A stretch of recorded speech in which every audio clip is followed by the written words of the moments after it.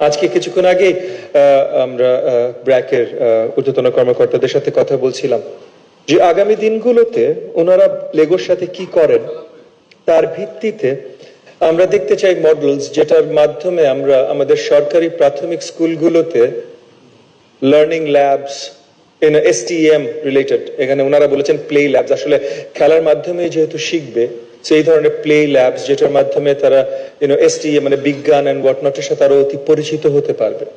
Lego এরকম অনেক কিছু বানায়, একদম প্রাথমিক থেকে শুরু করে ক্লাস 5 পর্যন্ত বা আরো পরে অনেক কিছু বানায় যেটা দিয়ে মেকানিক্যাল অনেক টুলস, ইলেকট্রনিক অনেক কিছু তারা শিখতে সক্ষম হতে পারে আমাদের শিক্ষার্থীরা। তো সেই জায়গা থেকে স্পেশালি যেহেতু ক্লাস 4 এবং 5 মানে প্রাথমিকের ক্লাস 4 এবং 5-এ আমরা সায়েন্স এবং STEM এডুকেশনের ভিত্তিটা তৈরি করতে চেষ্টা করব, সো দ্যাট মাধ্যমিকে যে আমরা যেটা দেখি আসলে অত্যন্ত দুঃখের সাথে বলতে হয় যে আমাদের দেশে মাধ্যমিক উচ্চ মাধ্যমিকে যে আমাদের শিক্ষার্থীরা সায়েন্স পড়তে চায় না। আজকেও কয়েকজনের সাথে আলোচনা হচ্ছিল যে আমাদের অনেকগুলো দুর্বলতা আছে। একটা হলো আমরা জাতিগতভাবে গর্ব করে বলি আমরা অঙ্ক ভয় পাই। আমি এই রুমেও হয়তো বললে অনেকে হয়তো হাত তুলবে, এখন আর বলে ফেলার বড় হয়তো অনেকে হাত নাই তুলতে পারে, আমি আর বলবো না আপনাদেরকে হাত তুলতে বলতে। কিন্তু এই জিনিসটা মানে এটা কমন হয়ে গেছে আর কি, জাতিগতভাবে আমরা গর্ব করে বলি। এবং সেই জায়গাটা থেকেও মানে সায়েন্স এডুকেশনে আমরা কিছু দূর নিরুৎসাহিত হই। মানে আমাদের উচ্চ মাধ্যমিকে টোটাল মানে টোটাল আপনার স্টুডেন্ট পপুলেশনের ভেতরে জাস্ট ওভার 20% সায়েন্সের পড়াশোনা করে, জাস্ট ওভার 20%। এটা অত্যন্ত দুঃখজনক, মানে আসলে অত্যন্ত দুঃখজনক। মানে আমি আসলে সবচেয়ে বেশি খুশি হতাম যদি এরকম হতো যে মাত্র 20% সায়েন্সের পড়াশোনা করে না। তখন আমি আমার মন্ত্রণালয় থেকে নতুন উদ্যোগ নিতাম যে এই 20%-এর বাসায় বাসায় যে বাপ মাকে ভালো করে বোঝানো যে এই 20% কেও সায়েন্সে দেন। উচ্চ মাধ্যমিক পর্যন্ত সায়েন্সের বাইরে এডুকেশন হওয়া উচিত না বলে আমি পার্সোনালি মনে করি। অবভিয়াসলি আমি যা যা মনে করি সবকিছু তার ইমিডিয়েটলি বাস্তবায়িত হবে না, সেটা নিয়ে পেরেন্টসরা দুশ্চিন্তা করেন না। HSC স্টুডেন্টসরা বা SSC স্টুডেন্টসরা আপনাদেরও রাস্তায় নামার কোনো প্রয়োজন নাই। কিন্তু জাতিকে যদি এগিয়ে নিতে হয় তাহলে আসলে সায়েন্স এডুকেশনটা সবচেয়ে বেশি গুরুত্বপূর্ণ। এবং বাংলাদেশের মতো একটা দেশ যেখানে আমরা স্বপ্ন দেখছি, মানে আমরা এখন একটা ডেমোগ্রাফিক ডিভিডেন্ড এনজয় করছি এবং আমরা স্বপ্ন দেখছি যে বিশ্বব্যাপী আমরা আসলে সবার আগে বাংলাদেশ হব, সেই জায়গা থেকে এই স্বপ্ন বাস্তবায়ন করতে হলে এই 20% সায়েন্স এডুকেশন দিয়ে আমরা পারবো না। এবং এখানে আরেকটা দুর্বলতা আছে যে 20% সায়েন্স এডুকেশন, এর মধ্যে যতজন আছেন এই 20%-এর ভিতরে আরো 20%, মাত্র 20% হলো নারী।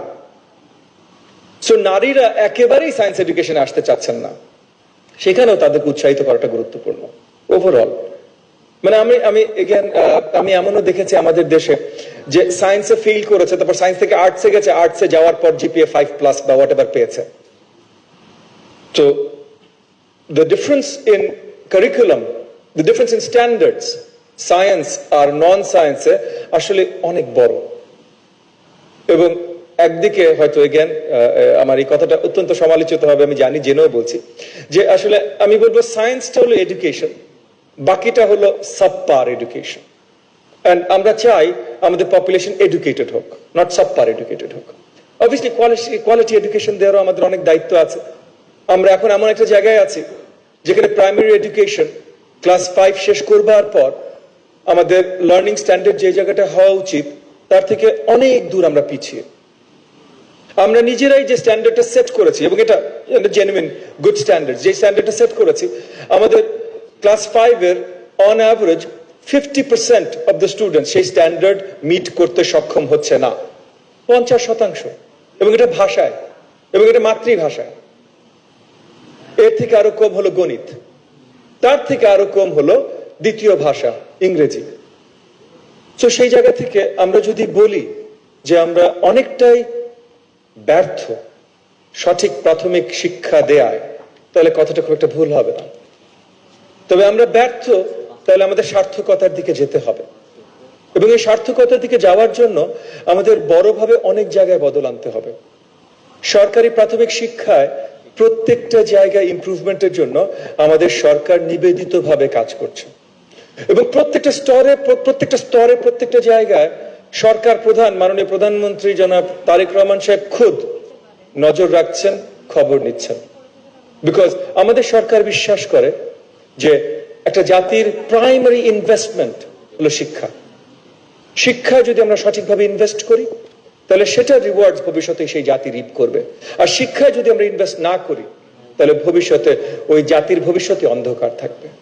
সো আমরা ইনভেস্ট করছি, এবং আমরা শুধু সরকারি প্রাথমিক স্কুল না, আমরা স্ট্যান্ডার্ড সেট করছি যে আপনি আজকে আমাদের ফার্স্ট প্রেজেন্টেশনের সময় বললেন ভাই যে ইবতেদায়ী মাদ্রাসা বা মাদ্রাসায় তো ওনারা এই লেগো প্লে যে জিনিসটা ওনারা করছে, যে প্রোগ্রামটা, সেটা ওনারা মাদ্রাসায় নিয়ে গেছেন। আমরা সব জায়গায় একটা স্ট্যান্ডার্ড সেট করতে চাই। আপনি ইংলিশ মিডিয়াম হন, আপনি বাংলা মিডিয়াম হন, আপনি ইবতেদায়ী মাদ্রাসা হন, আপনি কোয়ামি মাদ্রাসা হন, আপনি হাফিজিয়া মাদ্রাসা হন যদি ফুল টাইম এডুকেশন হয়ে থাকে, আপনি যেটাই হন না কেন, আপনার মিনিমাম স্ট্যান্ডার্ড যেটা অ্যাচিভ করতে হবে, আপনার স্টুডেন্টসদেরকে যেটা ডেলিভার করতে হবে, এটা সরকার নির্ধারণ করে দেবে। মিনিমাম স্ট্যান্ডার্ডস, আপনার টিচারের স্ট্যান্ডার্ড, আপনার কারিকুলামের স্ট্যান্ডার্ড, আপনার ইনফ্রাস্ট্রাকচার স্ট্যান্ডার্ড, সবকিছু আগামীতে সরকার নির্ধারণ করে দেবে। আমরা দেখতে চাই যে যত স্ট্রিমস অফ এডুকেশন আছে থাকুক, 20টা 21টা 27টা যতগুলো আছে থাকুক, কিন্তু সবগুলোই যেন আমাদের শিক্ষার্থীদের সঠিক সার্ভিসটা দেয়, শিক্ষার সঠিক মূল্যায়নটা যেন আমরা সব জায়গা থেকে পাই, সেগুলো নিয়ে আমরা এখন কাজ করছি।